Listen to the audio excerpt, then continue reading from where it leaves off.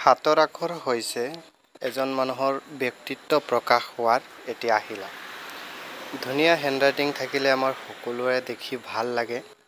আৰু এই ভিডিঅ'ত আপোনালোকে দেখিব পাৰিছে কিমান ধুনীয়াকৈ ইংৰাজী হাতৰ আখৰ লিখিছে।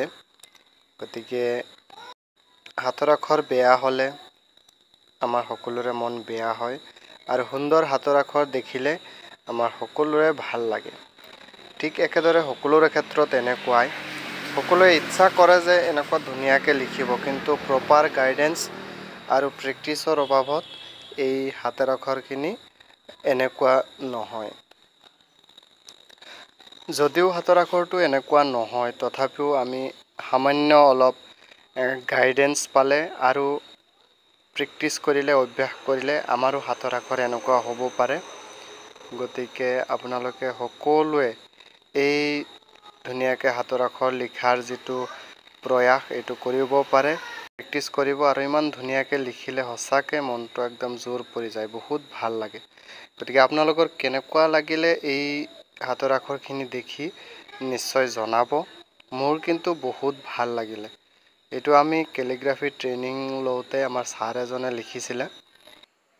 ছাৰৰ নামটো হ'ল দীনেশ কুমাৰ দাস। গতিকে আপোনালোকে দেখিব ইমান ধুনীয়াকৈ লিখিছে, একদম দেখিলে মানে দেখিবই মন যায়।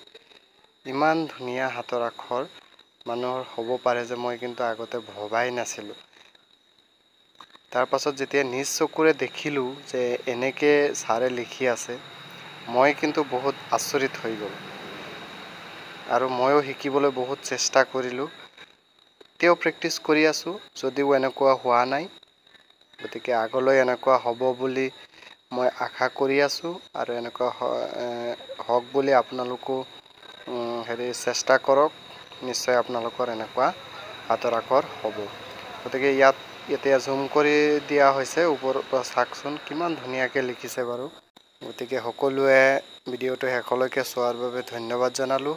আপোনালোকেও এনেকুৱাকৈ সুন্দৰ হাতৰ আখৰ গৰাকী হওক তাৰে কামনা। আপোনালোকে প্ৰেক্টিছ কৰিব। ধন্যবাদ। পুনৰ লগ পাম আৰু এটি ভিডিঅ'ত। ঠিক আছে।